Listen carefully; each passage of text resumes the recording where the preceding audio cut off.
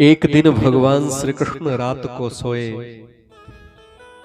तो आज भगवान की आंखों में नींद नहीं आ रही। आज भगवान थोड़े बेचैन से। भगवान को नींद ना आने का कारण है, भगवान विचार करते हैं कि मैं ब्रजमंडल के बीच में आया सभी को सुख देने के लिए। भगवान के आंगन में दो वृक्ष हैं, अशोक वृक्ष। ये कभी कुबेर के पुत्र हुआ करते थे। एक बार इन्हें देव ऋषि नारद का श्राप लगा तो ये वृक्ष योनि को प्राप्त हो गए।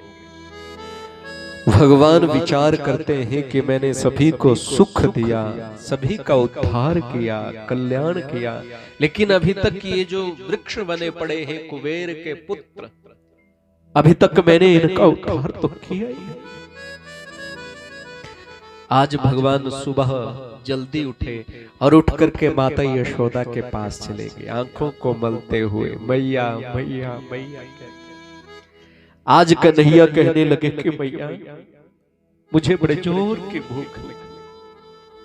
माता यशोदा कहने लगी कि अरे कन्हैया अभी ताजा माखन निकालूंगी और तुझे खाने को दूंगी।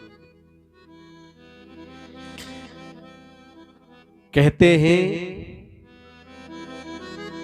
10,000 गौओं का दूध निकाल करके 1000 गौओं को पिलाया जाता है।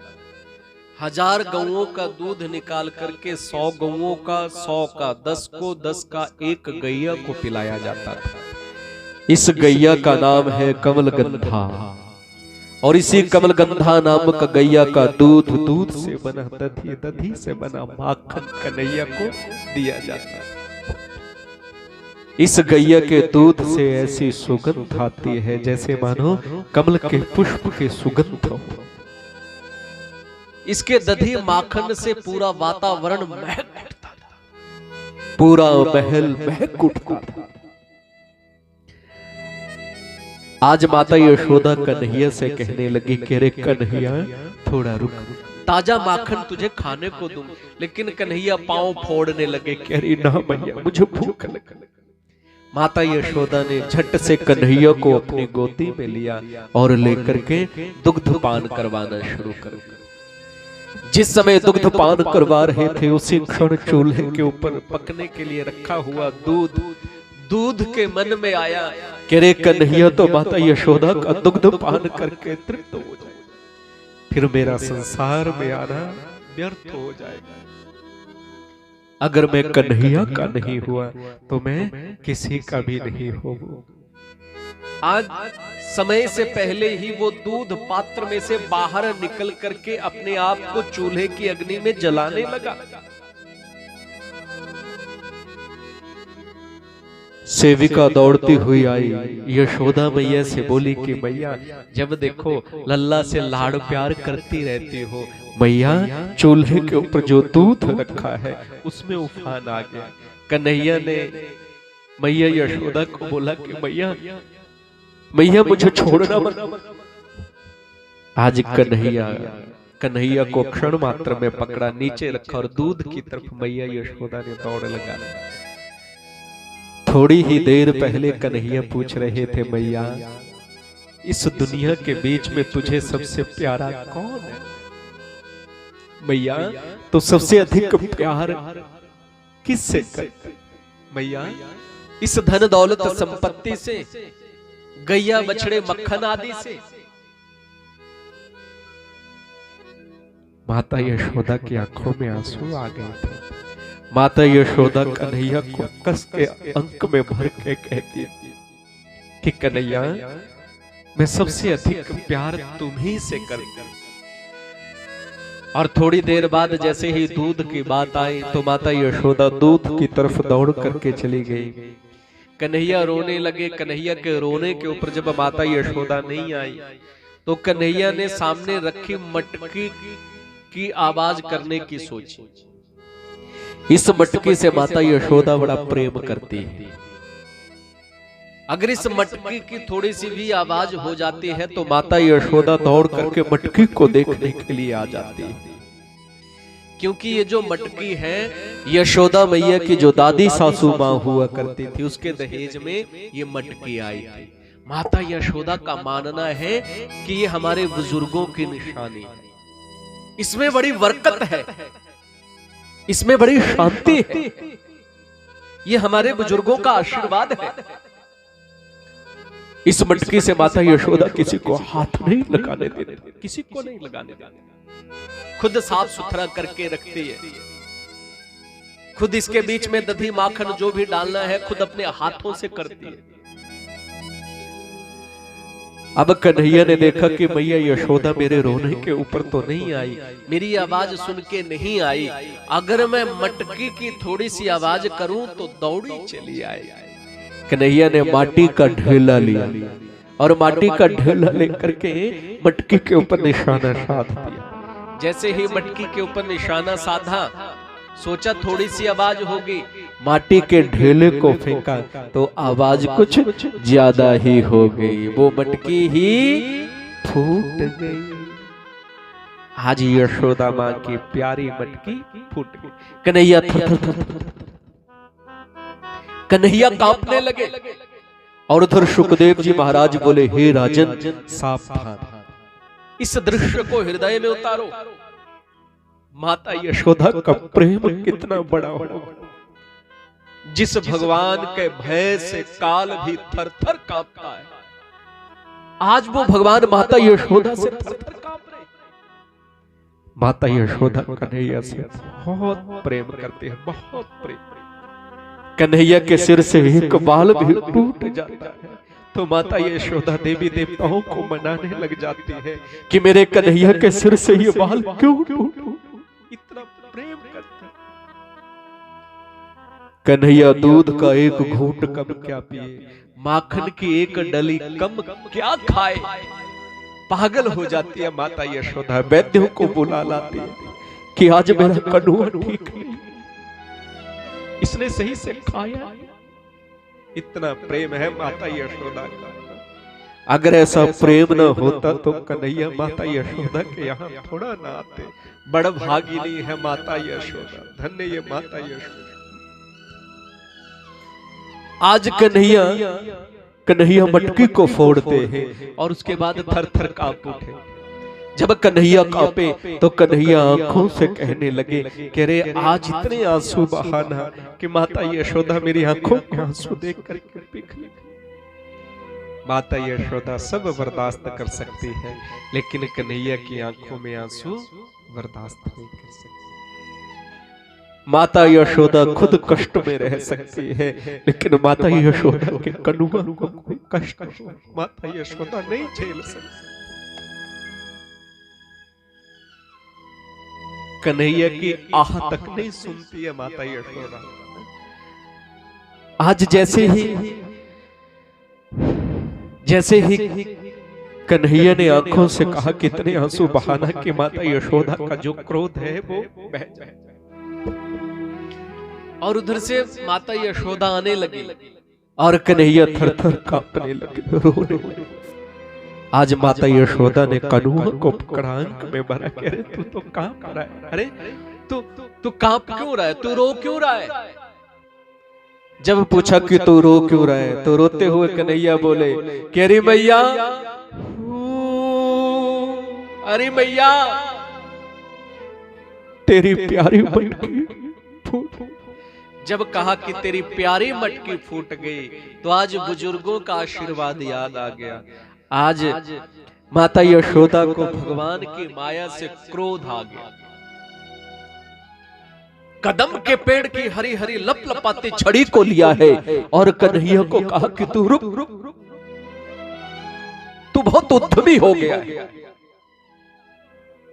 तूने जानबूझ करके किया। कन्हैया ने देखा कि अब माता यशोदा मुझे छोड़ेगी नहीं, तो आगे आगे कन्हैया और पीछे पीछे माता यशोदा। इस दृश्य को देख करके सुखदेव पुनः बोले कि हे राजन सावधान, इस दृश्य को भी हृदय में उतार। जिस भगवान को पकड़ने के लिए बड़े बड़े सिद्ध योगी जन्मों जन्मों तक तप करते, तब भी वो पकड़ में नहीं आते।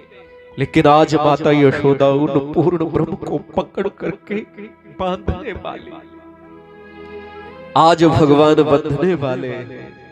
आगे आगे कन्हैया, पीछे पीछे माता यशोदा दौड़ी है। देवता लोग आकाश मार्ग से पुष्पों की वृष्टि करते हैं। जहां जहां माता यशोदा के पग चिन्ह पड़े हैं, देवता लोग आकाश मार्ग से आए। और जहां जहां माता यशोदा के पग चिन्ह पड़े ना, कि वाह रे वाह भैया, जिसे कोई पकड़ नहीं सकता उसे पकड़ के बांधने वाली केवल मात्र तू ही हो। जहां जहां माता यशोदा के पग चिन्ह पड़े हैं, वहां वहां आकर के उस माटी को उठा करके देवताओं ने सिरोधार्य किया। वहां वहां पुष्पों की वर्षा की है। मां यशोदा की समय बार बार प्रणाम स्तुति की है, प्रशंसा की है। अब माता यशोदा खूब दौड़ी है। कन्हैया ने देखा कि मैया तो थक गई। जब देखा कि मैया थक गई तो कन्हैया आज पकड़ में आ गया। आज माता यशोदा ने कन्हैया को पकड़ करके उखल से बांध। इस दुनिया में क्या कोई ऐसी रस्सी बनी है? इस दुनिया में क्या कोई ऐसा बंधन है? क्या कोई ऐसा उखल है जो भगवान को बांध सके? भगवान तो केवल और केवल मात्र प्रेम की डोरी से ही बांधे जा सकते हैं। इसका मतलब माता यशोदा का प्रेम इतना बड़ा है कि आज भगवान बंध। माता यशोदा अंदर चली गई। अब छोटो सो कन्हैया उखल को लेकर के धीरे धीरे चलने लगे। ये भगवान ने सारी की सारी लीला किसके लिए की? कुबेर के पुत्रों के लिए की, जो देव ऋषि नारद के श्राप से भगवान के आंगन में पेड़ बने पड़े हैं, वृक्ष बने पड़े हैं। एक बार कुबेर के पुत्र किसी सरोवर के बीच में जल क्रीड़ा कर रहे थे, नग्नावस्था के बीच में। देव ऋषि नारद वहां से जा रहे थे तो नारद ने देखा, और नारद को उन्होंने देखा, लेकिन वो जल क्रीड़ा में मग्न मस्त रहे। देव ऋषि नारद को क्रोध आया कि अरे कैसे जड़ वृक्ष की भांति खड़े हो, लज्जा नहीं है, शर्म नहीं है, हया नहीं है। जाओ, मैं श्राप देता हूं, तुम वृक्ष ही बन जाओ। पेड़ बनने का श्राप दे दिया कुबेर के पुत्रों को। करनी करे न क्यों डरे, करके क्यों पछताए, बीजे पेड़ बबूल। अब आम कहां से? जब श्राप दिया, पहले तो क्रीड़ा कर रहे थे, हंस खेल रहे थे, लेकिन जैसे ही श्राप दिया तो देव ऋषि नारद के चरण पकड़ लिए। क्षमा कर, भूल हो गई, हमें क्षमा कर दो, हम प्रायश्चित करने के लिए तैयार हैं। तब जाकर के देव ऋषि नारद ने बोला, जो श्राप दे दिया वो पूरा होगा, लेकिन तुम वृक्ष भी बनोगे तो भगवान के आंगन में बनोगे, और स्वयं भगवान आकर के तुम्हारा उद्धार करेंगे। उनके हृदय में थोड़ी ठंडक पड़ी तो आज वही कुबेर के पुत्र भगवान के आंगन में पेड़ बने पड़े। यमुला अर्जुन दोनों जैसे जुड़वा होते एक साथ में। भगवान इन दोनों पेड़ों के बीच में गए, खुद तो दोनों पेड़ों के बीच से निकल गए, लेकिन उखल दोनों पेड़ों के बीच में अटक गया। जैसे ही उखल दोनों पेड़ों के बीच में अटका, भगवान ने थोड़ा सा जोर लगाया, दोनों के दोनों पेड़ जड़ सहित उखड़ करे धड़ाम से जमीन के ऊपर गिर गए। बोले भक्त वत्सल भगवान। कुबेर के पुत्र बाहर निकले, और कुबेर के पुत्र जब बाहर निकले तो वो रोने लगे। भगवान बोलने लगे, कह रहे तुम क्यों रो रहे हो? तुम्हें तो खुशी मनानी चाहिए, खुश हो जाओ, तुम्हें मुक्ति मिलेगी। कुबेर के पुत्र कहने लगे कि प्रभु, जब हम यहाँ आना नहीं चाहते थे तो देव ऋषि नारद ने श्राप दिया और हमें यहाँ भेज दिया। हम पेड़ बनना नहीं चाहते थे प्रभु, पेड़ बने भी तो कहाँ बने प्रभु, आपके आंगन में पेड़। आपको देख देख हम प्रसन्नता से हर पल झूमते रहते थे प्रभु। जब जब आप लुक्का छुपी खेलते, हमारे पीछे आकर के छुपते थे, आपका स्पर्श हमें मिलता था प्रभु। वो स्पर्श, वो आपकी कृपा अब कहाँ मिलेगी? माखन चोरी कर जब भी आप आते थे, आपके हाथों में लगी हुई वो जूठन, वो प्रसाद हमें मिलता था तो हमें बड़ी तृप्ति आती थी प्रभु। वो आपकी जूठन, वो प्रसाद, वो स्पर्श, वो आपका चेहरा, वो आपके दर्शन कहाँ मिलेंगे? भगवान कहते हैं रोवो मत, मैं कभी भक्तों से दूर थोड़ा ना होता हूँ, जब भी मुझे बुलाते हैं मैं दौड़ा चला आता हूँ। तो ऐसे ही भगवान को जब कोई भक्त बुलाता है तो भगवान दौड़े चले आते हैं। इस तरह से भगवान ने इन कुबेर के पुत्रों का उद्धार किया। माता यशोदा को पता चला, जैसे ही वृक्षों के नीचे गिरने से आवाज हुई बड़े जोर की, तो माता यशोदा दौड़ के आई है। और माता यशोदा ने देखा कि अरे मेरा कनुआ बिल्कुल सुरक्षित। कनुआ को खोला, अंक में भरा, अंक में भर करके अंदर ले जा रही है कि अरे आज मुझसे कैसी भूल हो गई, मैं ये कैसे कर सकती हूँ? अगर मेरे कनुआ को कुछ हो जाता तो देवी देवताओं के आगे बार बार शीश नवाती है कि प्रभु आपकी बड़ी कृपा रही, मेरे कनुआ को कुछ नहीं हुआ। तो ऐसी जैसी कन्हैया अनेकों लीलाएं करते हैं। अब आगे गोकुल के बीच में नित्य प्रति नया नया, हर रोज कुछ न कुछ उपद्रव होता रहता है। तो गोकुल वासियों ने विचार किया कि हम वृंदावन के बीच में चले जाएं। सारे के सारे वृंदावन के बीच में चले गए, लेकिन वहां भी कंस किसी न किसी दुष्ट पापी को भेज देता था। वत्सासुर को भेजा, भगवान ने वत्सासुर को मारा। फिर वकासुर को भेजा, भगवान ने वकासुर को भी मारा। अघासुर को भेजा, भगवान ने अघासुर को भी मारा है। बोलिए भक्त वत्सल भगवान के।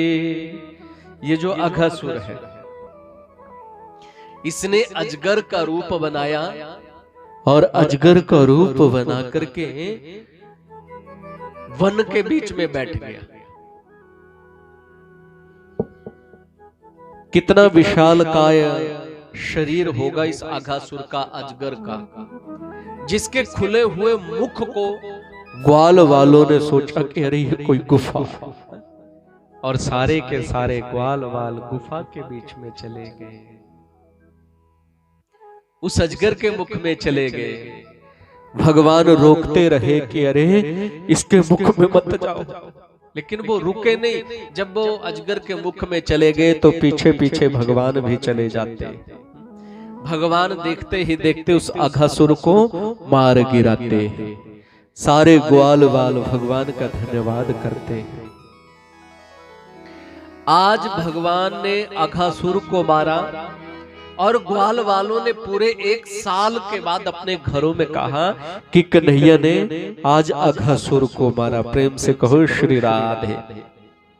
समझ में नहीं आया ना? ध्यान दो।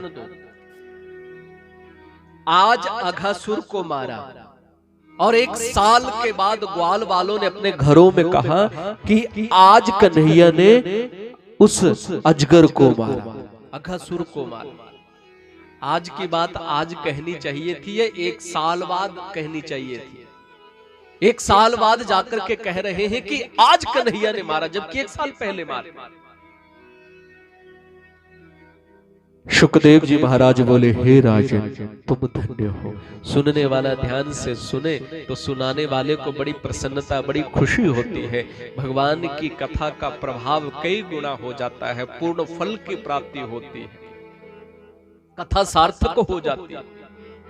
परीक्षित पूछने लगे कि हे गुरुदेव 1 साल बाद क्यों कहा? अब पूरी कथा सुनाने लगे कि जैसे ही भगवान ने अजगर को मारा उसके बाद भगवान कहने लगे, हे सखाओ मुझे बड़े जोर की भूख लगी। ग्वाल बाल कहने लगे, प्रभु कमी किस चीज की है? भूख लगी है तो खाओ ना। चारों तरफ ग्वाल बाल बैठ गए और बीच में कन्हैया बैठ गए। कन्हैया कहने लगे कि आज मैं मधुमंगल के घर की रोटी खाऊंगा। ध्यान देना, भगवान की मंडली में अगर कोई सबसे अधिक गरीब है तो वो है मधुमंगल। मधुमंगल के घर में बड़ी गरीबी है। मधुमंगल के घर में मधुमंगल और मधुमंगल की बूढ़ी मां, बस दो ही रहते। आज भगवान बोले कि अरे मधुमंगल, आज मैं तेरे घर की रोटी खाऊं। मधुमंगल खुशी से झूम, मधुमंगल की आंखों में आंसू आ गए कि आज भगवान मेरे घर की रोटी खाएंगे। प्रभु रुको, लेकर के कुछ नहीं जाते थे, गरीब थे। प्रभु थोड़ा रुको, मैं लेकर के आता हूं, खाना मत, कुछ खाना मत। दौड़ते दौड़ते अपने घर में आए, अपनी मां को आवाज लगाई कि मैया, अरे मैया सुनो, आज भगवान हमारे घर की रोटी खाएंगे। जैसे ही मधुमंगल की मां ने सुना तो वो भी खुशी से झूम, बहुत खुश हुई। लेकिन ये बहुत खुशी ज्यादा देरी की नहीं है, थोड़ी देर बाद ही रोने लग गई। मधुमंगल, भगवान हमारे घर की रोटी खाएंगे, लेकिन हमारे पास तो देने के लिए कुछ भी नहीं है। मधुमंगल हठ करने लगे, कह रही मां कुछ न कुछ तो दो, कुछ भी दे दो। अरे बेटा, अगर कुछ होता तो जरूर देते, क्षमा मांग ले। मधुमंगल बोला कि मां क्या मुंह लेकर के जाऊं, हमें कभी उसने भूखा नहीं रहने दिया, और कई वर्षों के बाद आज उसने मांग लिया, खाली हाथ कैसे जाऊंगा। रसोई घर के बीच में गए, जितने भी पात्र रखे हैं प्रत्येक पात्र के बीच में हाथ डाला, कुछ नहीं आया। मधुमंगल रोते हुए जैसे ही झोपड़े से बाहर निकल रहे थे तो कोने के बीच में एक मटकी दिखी। मटकी के पास गए तो मटकी के बीच में कढ़ी बनी पड़ी थी। मधुमंगल को याद आई कि 4 दिन पहले मैं लोगों के घर से खट्टी छाछ मांग करके लाया था।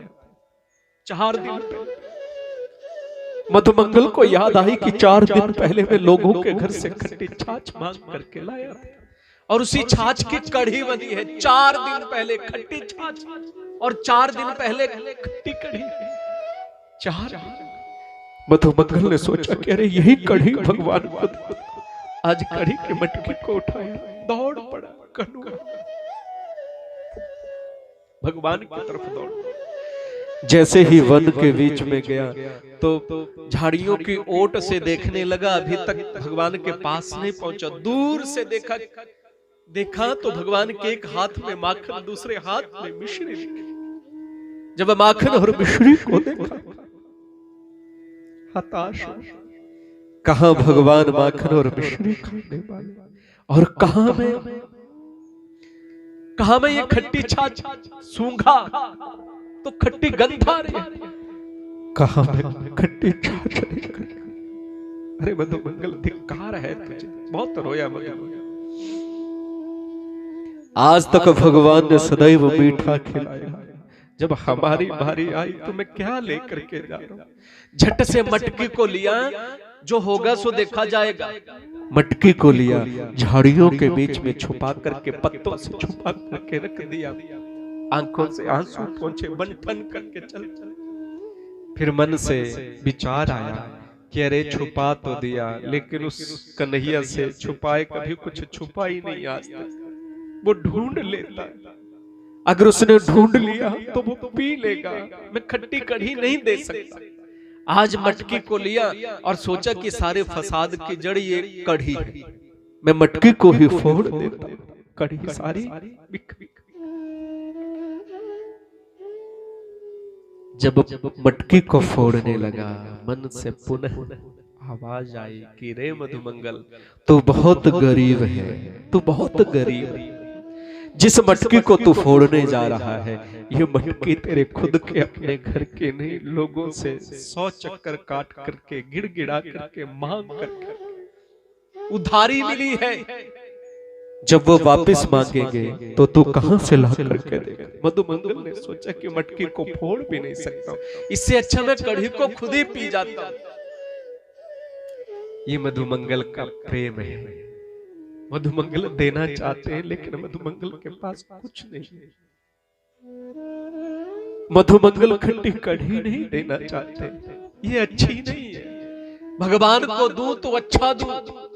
आज कढ़ी की मटकी को होंठों से लगाया और गटक करके जल्दी जल्दी पीने लगे, और उधर भगवान की नजर पड़ गई। दूर बैठे भगवान मधुमंगल की तरफ उंगली करके बोले कि अरे मधुमंगल, अरे मधुमंगल थोड़ा रुक रुक रुक रुक।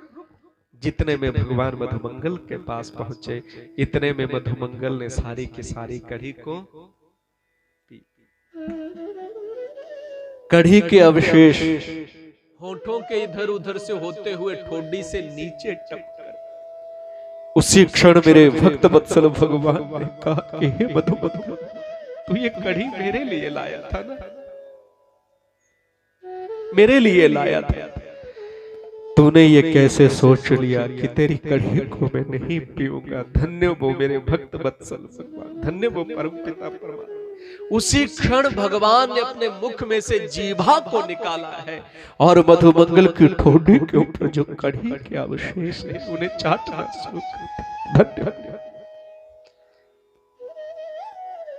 मधुमंगल की कढ़ी का भोग लगा गया। ब्रह्मलोक में बैठे ब्रह्मा के मन में संदेह हो गया कि अरे जो एक साधारण से ग्वाले के मुख के ऊपर से कढ़ी को चाट ले, वो कैसा भगवान। आज ब्रह्मा के मन में संदेह हो गया। जब ब्रह्मा ही भगवान की लीला को नहीं समझ पाए तो हम आप लोग क्या समझे। ब्रह्मा वन में आए और भगवान की परीक्षा लेने के लिए सारे ग्वाल वालों को चुपके से उठाया, सारी गौओं को, सारे बछड़ों को उठाया और उठा करके अपने ब्रह्मलोक में ले गए। जैसे ही ब्रह्मलोक में लेकर के गए तो योग शैया के ऊपर उन्हें सुला दिया, जिसमें काल का कोई प्रभाव नहीं होता है। भगवान अपने ग्वाल वालों को ढूंढते रहे, अपनी गौओं को, अपने बछड़ों को ढूंढा, लेकिन आज भगवान को नहीं मिल रही। भगवान ने वेणुनाद किया, मेरी गौएं कहां गई। बहुत देर तक ढूंढते रहे, जब नहीं मिली तो अपने योग बल से देखा कि अरे मेरी गौओं को, मेरे बछड़ों को, मेरे सखाओं को, मेरे भक्तों को वो ब्रह्मा ब्रह्मलोक में ले गए। जब भगवान के भक्त भगवान से दूर होते हैं तो भगवान को भी बड़ा कष्ट होता है, भगवान को भी कष्ट होता है। एक सदना नाम के कसाई हुए। सदना जिस नगर के बीच में मांस बेचा करते थे, एक बार उसी नगर के बीच में एक ऐसा कोई ग्राहक आया जिसे मांस चाहिए था, आज का कटा और कल ताजा। वो सभी मांस विक्रेताओं के पास गया, लेकिन उसे आज का कटा कल ताजा मांस किसी ने नहीं दिया। सभी ने कहा कि तुम सदना के पास चले जाओ।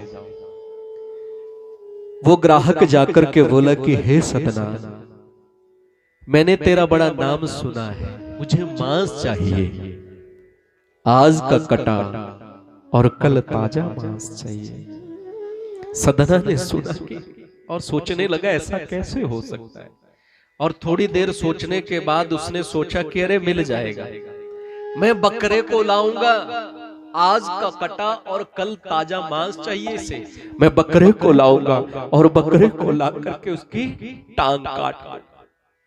हे भगवान, कितना निर्दयी होगा सदना। मैं बकरे को ला करके उसकी टांग काट दूंगा, आज का कटा कल तक वो तड़पता रहेगा, वो मरेगा, कल तक वो तड़पता रहेगा, और आज का कटा कल ताजा मांस में से।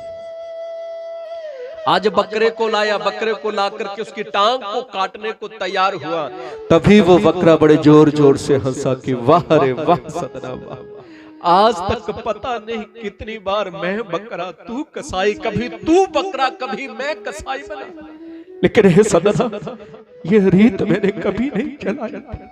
काटना है तो सीधे गर्दन को। हाथों में जो हथियार ले रखा था वो छूट गया, कि अरे पता नहीं कितने जन्मों से आज ये बकरा है, कल मैं बकरा, ये कसाई। ज्ञान की चोट लगे कि आज के बाद में किसी को काटूंगा नहीं। अब कटा हुआ मांस लाते उसी को बेचते। मन इतना, सदना का मन इतना शुद्ध हो गया, इतना पवित्र हो गया, भगवान के ध्यान में रहता है हर पल। बेचता मांस है लेकिन भगवान के ध्यान में रहता है। शालिग्राम भगवान को अपने मांस तोलने वाले तराजू के पलड़े में रखा करता था। एक पलड़े में शालिग्राम भगवान और दूसरे पलड़े के बीच में मांस।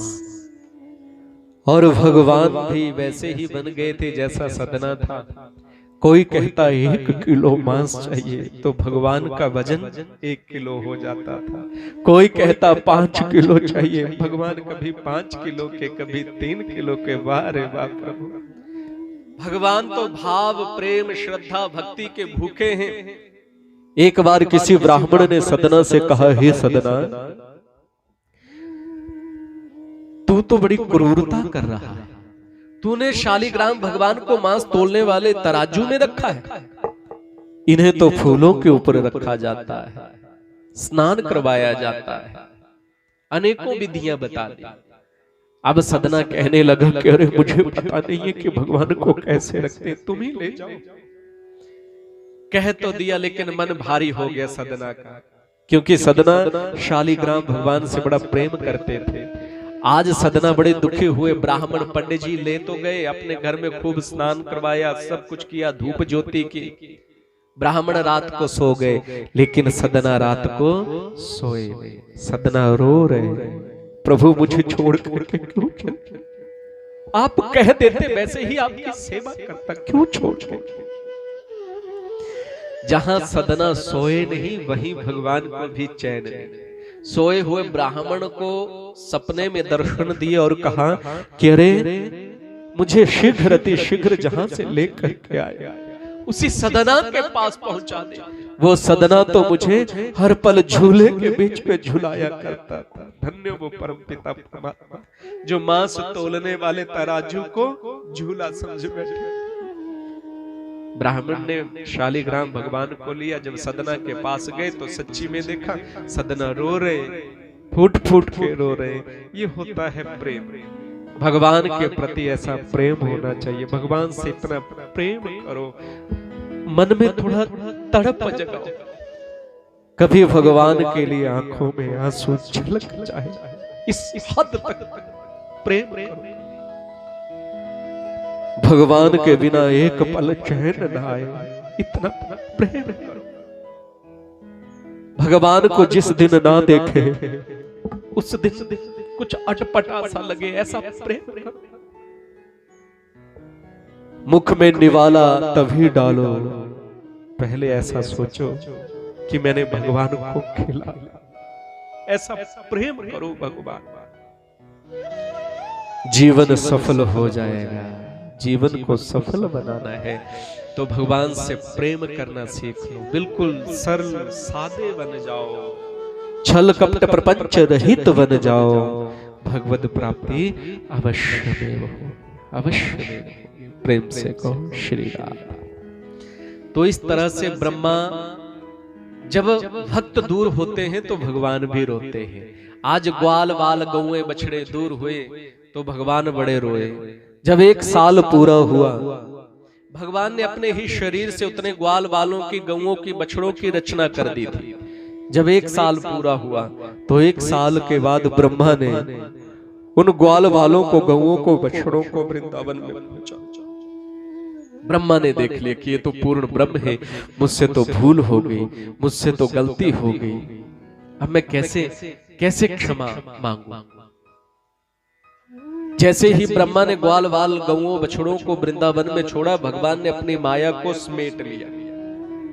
अब ये जो 1 साल का समय अंतराल है, इसका पता ग्वाल वालों को नहीं लगा, क्योंकि वो तो योग शैया के ऊपर थे। उनकी तरफ से तो आज वही दिन है जब भगवान ने अजगर को मारा, लेकिन अजगर को मारे हुए 1 साल हो गया था। अब जैसे ही आज 1 साल के बाद सारे ग्वाल वाल अपने अपने घरों में गए और घरों में जाकर के कहा कि अरे आज कन्हैया ने एक अजगर को मारा है, वो इतना बड़ा था, हम उसके मुख में चले गए थे। सभी ने कहा कि कन्हैया ने अजगर को मारा, कन्हैया ने अजगर को मारा। और उधर कन्हैया कहे कि अरे मैंने अजगर को नहीं मारा। और उधर माता यशोदा बोले कि अरे अजगर को तो मारना दूर की बात है, फोटो तस्वीर में भी सांप दिखे तो मेरा छोरा डर जाए, हा? ये रोने लग जाए, ये कैसे मार सकता है। लेकिन ग्वालवाल ना माने। अब 100 लोग मिलके कहे कि मारा है, एक बोले कि नहीं मारा है, तो एक की कौन मानेगा। अब जब माने नहीं तो रात को ब्रजवासियों ने बोला कि चलो प्रत्यक्ष को प्रमाण की क्या आवश्यकता, प्रत्यक्ष देख के आते। सारे के सारे ब्रजवासी रात को वन के बीच में चले गए कि अरे इधर आओ, आगे बढ़ो, थोड़ा और आगे बढ़ो। अरे वो अजगर यहाँ था, वो अजगर वहां था।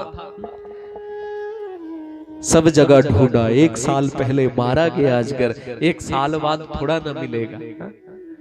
कन्हैया सच्चे पड़ गए और सारे के सारे झूठे पड़ गए। बोली भक्त वत्सल भगवान की।